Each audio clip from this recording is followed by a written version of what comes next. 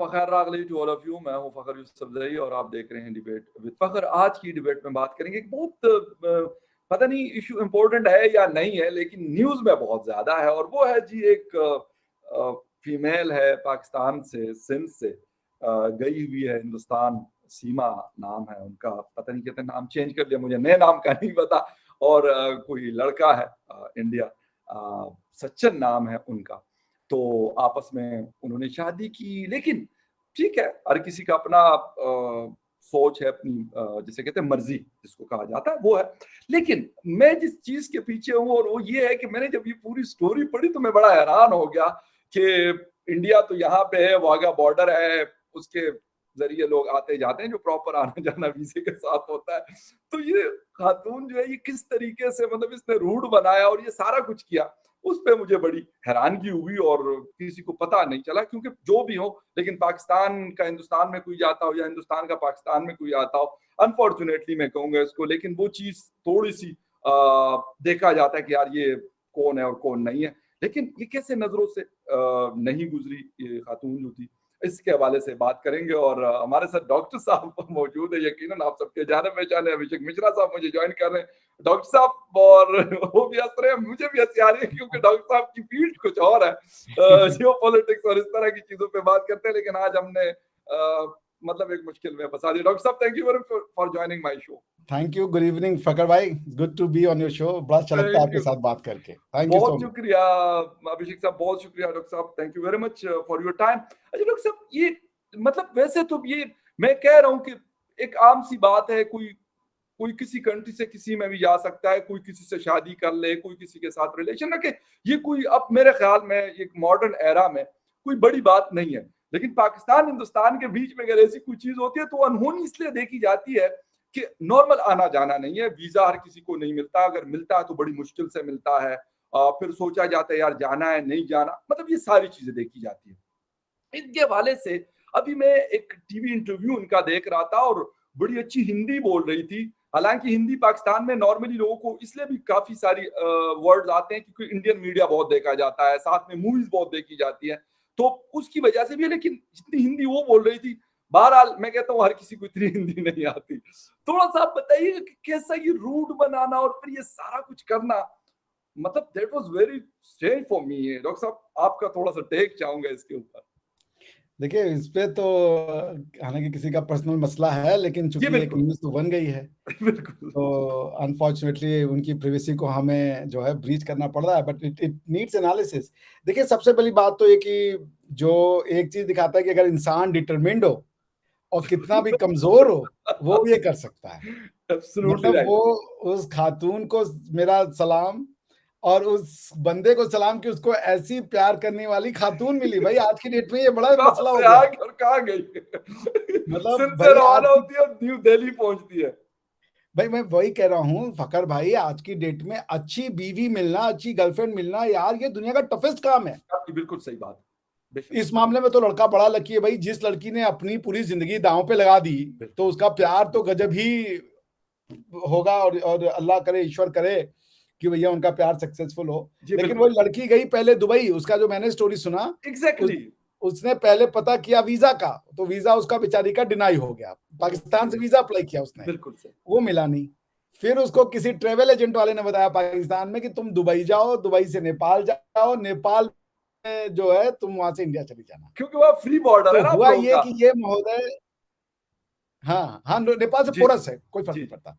हमारा सिर्फ आपके साथ बॉर्डर डिस्टर्ब है, बाकी सबके साथ पोरस है। क्या बात है। चाइना वाला भी थोड़ा, शायद नहीं, चाइना वाला भी थोड़ा दिक्कत वाला है। जी जी। बाकी भूटान के साथ पोरस है, मतलब भूटान तो मैं गया हूँ, ऐसे ही आप चले जाएं, कोई दिक्कत नहीं है। जबरदस्त। नेपाल में भी कोई दिक्कत नहीं सही।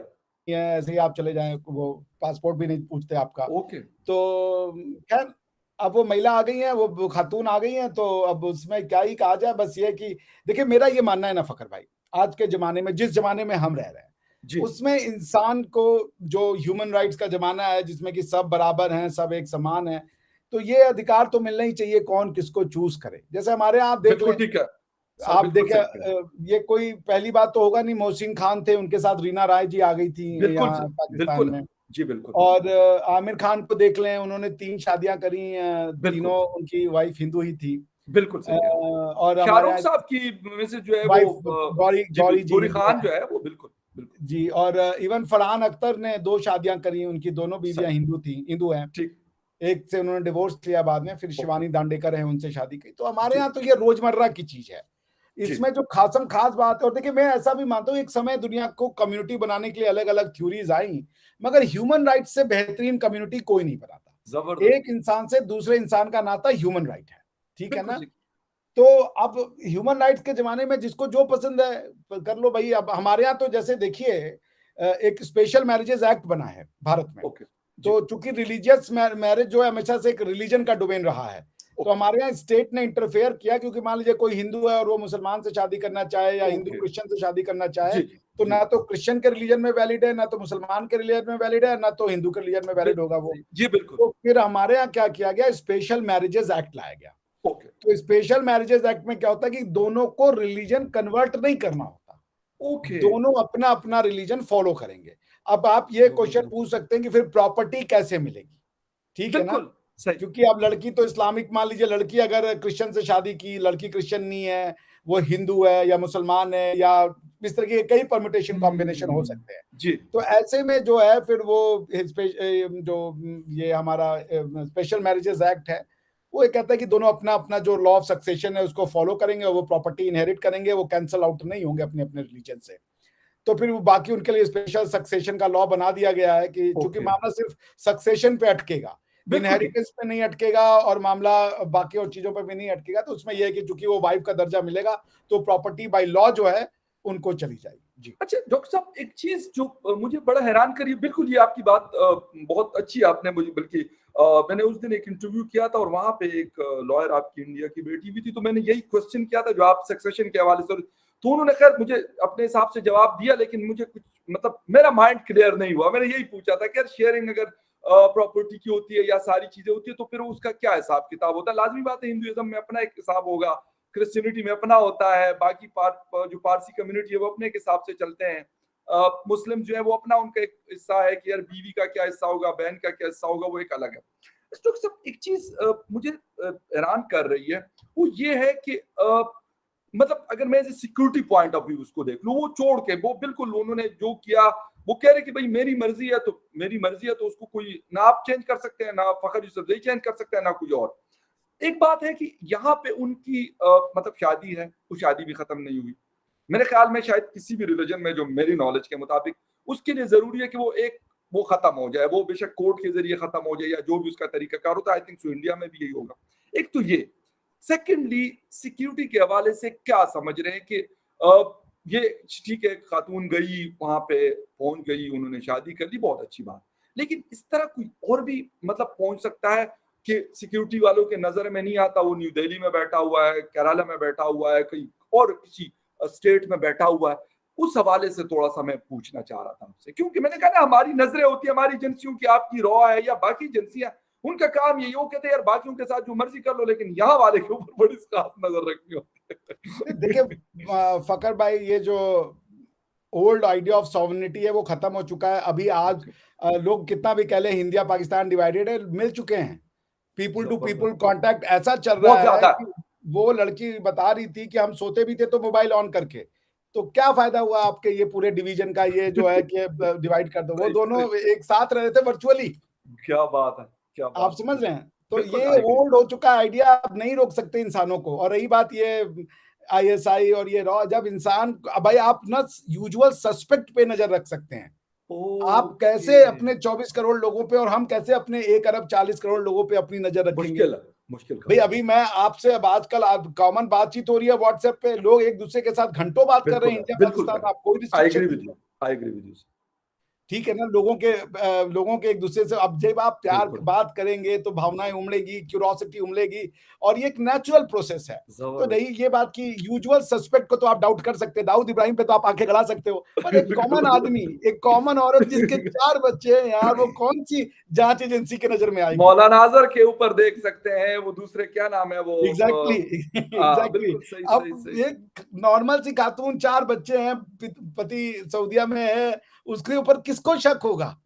वो कहाँ आप नजर रखेंगे? और उसकी उसकी वो भी हिम्मत देखिए कि 4 बच्चे उठाई, घर बेची और उनके निकल ली। समेत गई है। यही मैं मतलब मैं बिल्कुल आपकी बात, मैं यही चीज है, जब मैं खुद भी पढ़ रहा था तो मैं सर पकड़ के बैठा हुआ था। चले अकेली एक लड़की है, वो अगर जाती, वो भी बड़ा मुश्किल काम है। इंडिया पाकिस्तान के बीच में बड़ा मुश्किल है। बेशक किसी और कंट्री में, मैं कहता हूँ अफगानिस्तान हो, ईरान हो, टर्की हो, सऊदी अरेबिया हो, या यूएई हो, या बाकी कोई कंट्री हो, वहां आसान है। लेकिन यहाँ पे तो बड़ा मुश्किल है उनके साथ कैरी करना। और वो कह रहे हैं कि किसी को तब तक पता नहीं चला जब तक हम किसी शायद मेरे किसी ख्याल ने शादी कंप्लेंट रजिस्टर किया करवा, लॉर्ड ने कहते कंप्लेन किया, पुलिस को बुलाया। कि इसके घर में पाकिस्तानी रह रही है, किसी को पता ही नहीं था। अच्छा, आप क्या, अभी कोई सोच नहीं सकता कि वो वहां रह रही है, तो बिल्कुल उसका सही। पति ढूंढ रहा है उसको कि वो कहाँ है, और इधर इंडिया वाले इसके घर में कौन आके रह रही है, 4 बच्चे कौन है, गांव वाले परेशान हो गए। अच्छा देखिए, लेकिन एवरीथिंग जोक्स अपार्ट, कि देखिए इंसान कितने भी अगर कोई भगवान में मानता, मैं नहीं मानता, आई मीन जी एटलीस्ट ह्यूमन मेड गॉड में तो मैं नहीं मानता, जी। ठीक है ना। मैं आइडिया ऑफ गॉड को डिनाई नहीं करता, बट मैं मैन मेड गॉड में नहीं मानता। सही। ठीक। मेरा ये नहीं मानना कि गॉड हैज मेड मैन, मेरा मानना है man has made God, okay. ठीक है ना। तो अब आप देखिए, अगर जो गॉड में विश्वास करता है, तो ये तो गॉड ने उसको शक्ति दी भाई। ये तो बिना किसी ओ मतलब ऊपर वाले की मदद के बिना, एक लड़की जो अनपढ़ है, जिसको कुछ पता नहीं है, वो बिल्कुल। प्लेन लेती है, शारजा जाती है, वहां से नेपाल आती है, और नेपाल से वो इंडिया चली जाती है। और खुश, और देखिए उस यस। लड़के की फैमिली को देखिए कि 4 बच्चों की माँ को अपना भी लिया। वो लड़का 22 साल का है, लड़की 27 साल की है। वो बच्ची, बच्चे बैठे हुए हैं उनके हाँ, साथ, वो बच्चे उसके गोद में उस बैठे लड़की के अपनी साथ बात तो समझ एक के। बच्चा बैठा हुआ है, उसकी गोद में बैठा, छोटा बच्चा, मेरा ख्याल 5-6 साल यस, का होगा। और वो कह रहा है कि मैं इनको अपने बेटों से ज्यादा मानता हूं, मैं इनको अपना बेटा समझ के और पालूंगा। कहते बुलाए भी मैंने था कि बच्चों को लेके आए आप अपने हाँ, साथ। माय देखिए गॉड। प्यार से बड़ा कुछ नहीं है, और नफरतों पे हमेशा प्यार भारी पड़ेगा। और ये कोई ऐसी चीज नहीं है, इसको हिंदू मुसलमान के नजर से तो मैं नहीं देखता, क्योंकि ऐसे सही। कई आएंगे, जब हिंदू लड़की भी इधर चली आएंगी, सिख लड़कियां भी, ऐसे बहुत सी न्यूज जी मैंने भी बिल्कुल पढ़े हैं। सही। जी ये बिल्कुल होता सही। रहेगा, क्योंकि अच्छा। जब, जी, जी डॉक्टर साहब, एक चीज और है कि मतलब जिस तरह ये स्टोरी काफी एक, इसने एक बड़ा रुख इख्तियार किया, पाकिस्तानी मीडिया में भी आ रही है, इंडियन मीडिया में भी है। और अगर हम देखें तो शायद पाकिस्तान इंडिया का अगर पॉपुलेशन को मिला लिया जाए तो तकरीबन 2.25 अरब के आसपास तो पॉपुलेशन बनती है। दुनिया की ऑलमोस्ट 1/4 तो बन ही जाएगी अगर 8 अरब के हिसाब से हम बात करें तो। लेकिन अगर ये स्टोरी इतनी हाई लेवल पे गई है, और वो उनके हस्बैंड जो पाकिस्तान में है, वो मोदी जी से भी रिक्वेस्टें कर रहे हैं, नहीं वो वीडियोज वो सऊदीया में है, जी दुबई सब बेचारे। में। लेकिन मोदी जी से उन्होंने कहा कि जी मैं आपसे रिक्वेस्ट करता हूं कि चले बीवी अगर नहीं आती तो ना आए, लेकिन मेरे बच्चे मुझे दिलवा दें। अब कोई हो सकता है, क्या कह रहे हैं लोग कि मतलब इनको वापस निकाला जा सकता है, या ऐसा नहीं, कुछ अब तो सीन वो नहीं, लॉ क्योंकि वेल पे तो उसको मिल प्रोसीजर गई होगा, है। मोदी जी के हाथ में तो कुछ नहीं है, मोदी जी नहीं क्या नहीं, करेंगे मैं वैसे कोर्ट से। ओवरऑल बात कर रहा हूँ लॉ के हवाले से, या फिर जो भी एक चीज देखिए, अब होती है। 3 चीजें होंगी। सबसे जी। पहला क्वेश्चन कि क्या ये मैरिज वैलिड है, ओके। ठीक है ना। सबसे पहला मैरिज, चूंकि वो लड़की कह रही है मैंने इस्लाम छोड़ दिया है, बिल्कुल। तो फिर उसने आर्य समाज की जो शादी की है, या फिर वो जी। हिंदू रीति रिवाज से शादी की है, ये देखना पड़ेगा। क्योंकि राइट। कोर्ट्स ने हमारे यहाँ एन नंबर ऑफ डिसीजंस में कहा है कि आर्य समाज की शादी को हम नहीं वैलिड मानेंगे। ओके। हमारे यहाँ होता क्या है कि आपको समझना जी, हमारे यहाँ जो हिंदू मैरिजेज एक्ट है, और हिंदू का मतलब होता है सिख, हिंदू का मतलब होता है जैन, हिंदू का मतलब होता है बौद्ध, हिंदू का मतलब होता है जो सनातनी हिंदू है वो भी, राइट राइट। जो कास्ट सिस्टम वाले। तो उसमें जी। ये हमारे यहाँ सेक्शन 7 कहता है कि आप शादी जो है अपने रिचुअल के हिसाब से कर लें। किसी का अच्छा। कोई 7 फेरे लेता है, कोई 4 फेरे लेता है, जी। कोई गुरुद्वारे में शादी करता है, इस सही। तरीके से अलग अलग, जिसका जो कस्टम है वो फॉलो करे। ठीक है, बिल्कुल सही।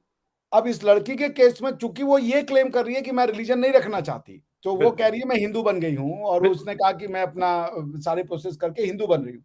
तो फिर मेरे ख्याल से लीगल अड़चन तो नहीं रहेगी। अब क्वेश्चन ये, एक बहुत इंटरेस्टिंग क्वेश्चन आएगा जी। कि क्या वो शादी करके अपना पर्सनल लॉ छोड़ देगी। हमारे यहाँ ये एक केस है,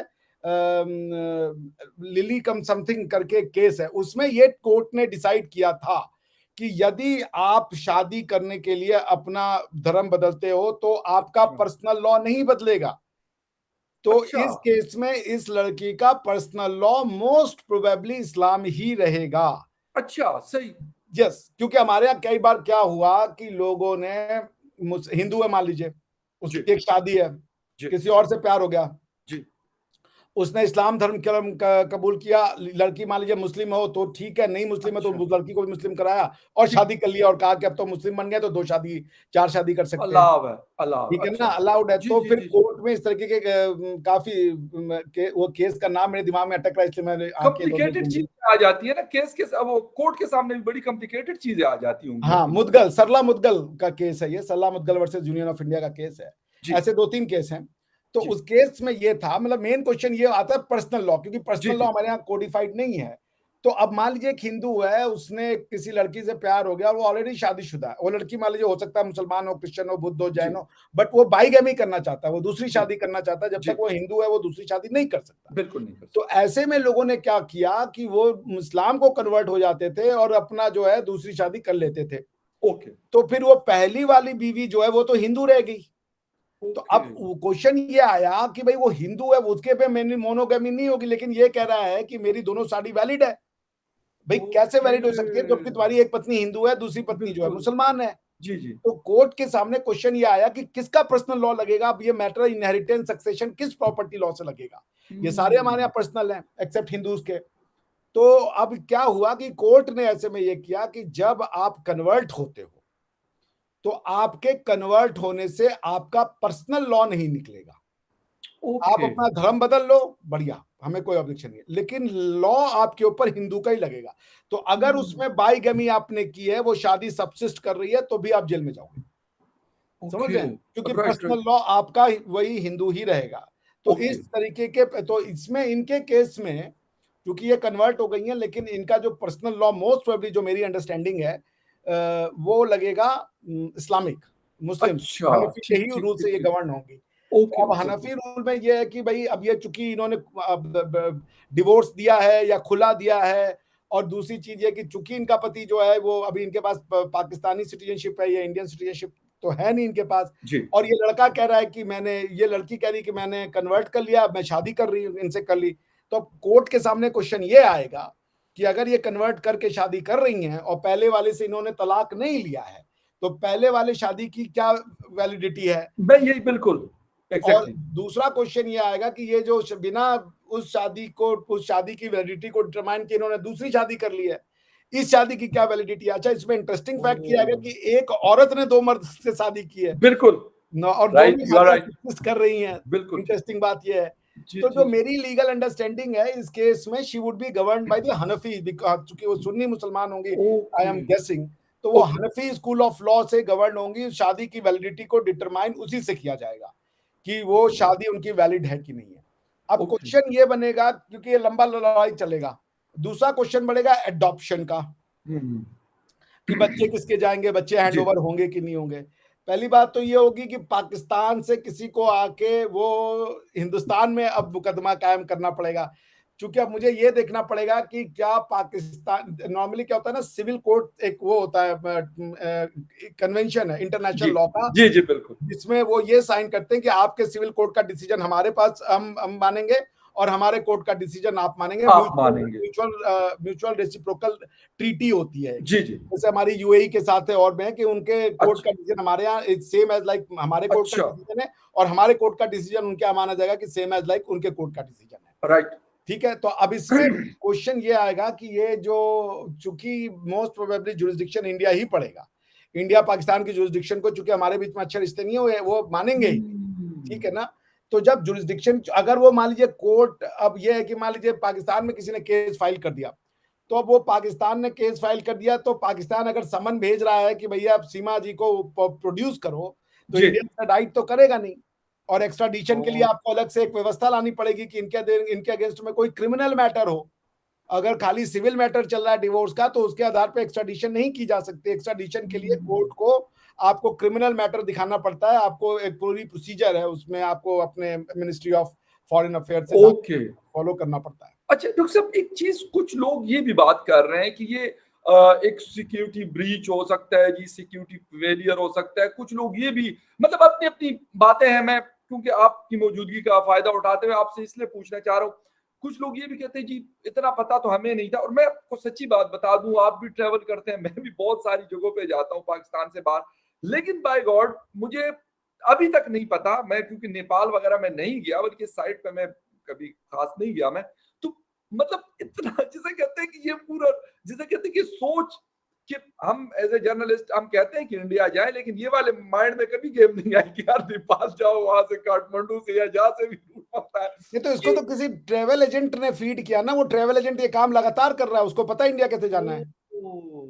वो तो शी डिडंट हैव आइडिया, उसने कहा कि पहले उसने प्रॉपर वीजा अप्लाई किया, वीजा उसका रिजेक्ट हो गया, देन किसी ट्रेवल एजेंट ने उसको बताया कि तुमको डायरेक्ट नहीं मिलेगा, तुम पहले जाओ शारजा से या दुबई जहां भी जाओ, वहां से तुम नेपाल आओ, और नेपाल से तो पोरस बॉर्डर है, मैं बता रहा हूँ पोरस है। और जब वो लड़का आया, मान लीजिए वो कह रहा मेरी बीवी है, उसने अपना पासपोर्ट दिखा दिया या अपना डॉक्यूमेंट दिखा दिया, बीवी का कौन देगा, बोला बीवी बच्चे मेरे हैं, और वो लगती भी इंडियन है। अब जैसे मैं आपको बताऊं, जब मैं यूनिवर्सिटी में था ना, तो हमारे साथ कुछ गोरे बच्चे आए इंटर्नशिप करने हमारे दिल्ली में, तो मैं भी उनके साथ कोर्ट में इंटर्नशिप कर रहा था। तो हम लोगों ने एक बार डिसाइड किया कि चलो ताजमहल देखने चलते हैं। तो हम लोग दिल्ली में ही थे, तो हमने ताजमहल देखने आगरा चले गए। तो वहां पे क्या हुआ कि जो गोरे थे उनकी फीस तो 500 रुपए थी, और जो हम लोग थे उनकी फीस 50 रुपए थी ताजमहल देखने की। तो हमारे साथ एक श्रीलंकन भी था, तो श्रीलंकन ने जब रुपए देखा तो धीरे से वो विदेशी वाले की जगह आके हमारी लाइन में खड़ा हो गया। अब आप कैसे पहचानेंगे कि वो कौन है? बिल्कुल तो उसने 50 रुपए दिया, वो घुस गया, वो सारे गोरे मिल गए कि यार ये क्या बकवास है, तुम भी इंटरनेशनल हो, हमने 500 रुपए दिए हुए हैं। तो ये बड़ा टफ हो जाता है कि आप कैसे डिटरमाइन करेंगे। वो एक लड़की इंडियन लगती है भाई, कोई शक ही नहीं करेगा। मैंने अभी वीडियो देखी है, तो बाय गॉड मैं आपको बता दूं कि मुझे मतलब मैंने तो ना उसको यहाँ पे देखा है ना वहां पे, लेकिन टीवी पे जो मैं देख रहा था क्लिप अभी थोड़ी देर पहले मुझे किसी ने भेजा, तो मुझे ये मतलब मुझे तो बिल्कुल नहीं लग रहा कि वो शायद पाकिस्तान की किसी, हालांकि सिंध में इस तरह की चीजें, अगर आप इंटीरियर सिंध को विजिट करें तो हिंदू कम्युनिटी की बहुत बड़ी तादाद सिंध में रहती है, और अगर हिंदू नहीं भी है तो उनका कल्चर और सारी चीजें बहुत ज्यादा मिक्सअप है, स्पेशली जो कपड़े पहनने का स्टाइल है या बाकी चीजें हैं वो बड़ा सिमिलर है। तो मुझे तो ऐसा लग रहा था कि वो मतलब वहीं की है, कोई खातून है इंडिया की, और वो मैं ही कह रही कि मैं पाकिस्तानी हूँ। नहीं देखिए, भाषा की बात मैं बताऊं, मैं जितने पिछले 3-4 महीनों से पाकिस्तानी लोगों के साथ चलो, मेरी उर्दू अपने आप अच्छी हो गई। बिल्कुल सही। वो जो वर्ड बिल्कुल है ठीक कहा आपने। मैशियत और ये सब वर्ड अब मैं बोलने लगा हूं इसको, तो ये तो वो 2 साल से उस लड़के के संपर्क में है। बिल्कुल बिल्कुल बिल्कुल। तो और जब आप प्यार करते हैं ना, तो गाना है ना कि मेरे रंग में रंगने वाली, तो ये लड़कियों की तो हैबिट होती है। तो वो अपने हस्बैंड को, तो मेरे वो भाषा का रीजन नहीं है, लेकिन अब ये क्वेश्चन होगा लीगल, बड़ा बड़ा इंटरेस्टिंग केस आएगा ये। जो भी जज होगा उसके तो उसको मेहनत करनी पड़ेगी अच्छी खासी। जज बड़ा साहब का मुश्किल काम और वकील साहब का काम खूब बढ़ेगा, क्योंकि बहुत ऐसे भेजा नहीं जा सकता। इंडिया रिफ्यूजी कन्वेंशन का मेंबर है, और ओके आप एक एक एक एक एक प्रिंसिपल है रिफ्यूजी कन्वेंशन में, उसको कहते हैं non refoulement, okay REFOULMENT। It's a French word, तो मेंट न पढ़ के माँ पढ़ते हैं उसको, तो non refoulement. Okay that means कि अगर कोई आपके यहाँ पे रिफ्यूजी बन के आया है, अब हालांकि और चीज भी देखना पड़ेगा, तो आप उसको ऐसी कंट्री में एक्स्ट्रा वापस नहीं रिपेट्रिएट कर सकते जहां उसकी जान का खतरा है। वो बंदी कह भी रही है कि मुझे खतरा है, अगर मैं जाऊंगी तो तो मेरे वो लिए नॉन बहुत रिफुलमा परेशानियां क्लेम होगी। करेगी, उसके बाद रिफ्यूजी का बहुत लंबा लीगल प्रोसेस नहीं वो निकलने वाली यहाँ से, ये लंबा चला ओके जाएगा। और उसको बेल मिल गई, जो सबसे बिल्कुल बड़ी सबसे उसकी बड़ी दुश्मन बात वो मेरा चीज ख्याल थी कि बेल है। क्योंकि वो वीजा एक्ट में मिला होगा उसको, वीजा एक्ट में छोटा मोटा 6-7 महीना 1 साल का ऑफेंस होता है, इससे ज्यादा ओके बड़ा तो ऑफेंस होता नहीं वीजा एक्ट में। तो उसको राइट। उसमें जज ने कहा, जज भी देखा होगा यार अब ये क्या ऑफेंस करेगी, क्या ये जासूस लग रही है। तो वो और पूरा गांव का मैटर होगा, छोटे से गांव का है, तो वहां सब एक दूसरे को जानते हैं। जज ने भी कहा जाओ देखो, पुलिस वाले से कह दिया देख लेना, अपने घर से अब जेल में रखोगे, कहाँ इसको खिलाओगे, इन्हीं के घर को जेल बना दो, और इसके अलावा कहीं नहीं जा, नजर रखो। उसकी आजादी होगी, अब उसको जेल भी भेजने में, अब उसका बेल कैंसिल होगा, बड़ा मुश्किल लगता है मुझे, बेल मिलने के बाद कैंसिल होना बड़ा मुश्किल होता है, अच्छा क्योंकि सुप्रीम कोर्ट का ये रूल है कि freedom is a rule and and jail is an exception. Oh my तो गॉड। वो अभी उसका लाइफ ठीक चलेगा, जितने बाकी जितने भी जो लीगल प्रोसीजर होंगे उसमें क्रिमिनल नहीं है, सिविल होंगे तो जेल का मैटर ही नहीं आता। अब वो सारे फैमिली लॉ के मैटर चलेंगे, तो फाइन वहां पे फाइन तो उसका क्रिमिनल मैटर है ही नहीं, क्रिमिनल मैटर वीजा बिल्कुल एक्ट का था, इलीगल एंट्री का, वो उसमें बेल मिल गई है उसको। ठीक ठीक ठीक अब ठीक ठीक। इंडिया में तो कोई क्रिमिनल मैटर उसके अगेंस्ट में फाइल होने नहीं है, वाला नहीं है। नहीं है, बिल्कुल नहीं है। और खैर आप देखना ये कि उनके जो हस्बैंड वीडियोस, छोटी छोटी वीडियोस बना के और नरेंद्र मोदी साहब से वो रिक्वेस्ट कर रहे हैं, अब जिस तरह डॉक्टर साहब ने बताया कि भाई उसके लिए मोदी साहब, क्योंकि वहां पे मोदी साहब का कोई पावर ही नहीं है, सर वो तो मजबूत जुडिशरी का मैटर डेमोक्रेसी है तो ना। इसी को कहते हैं ना, मजबूत डेमोक्रेसी इसी को कहते हैं कि प्राइम मिनिस्टर, हालांकि प्राइम मिनिस्टर क्या, यहाँ तो असिस्टेंट कमिश्नर कहता है कि सबसे बड़ा दादा तो मैं हूँ।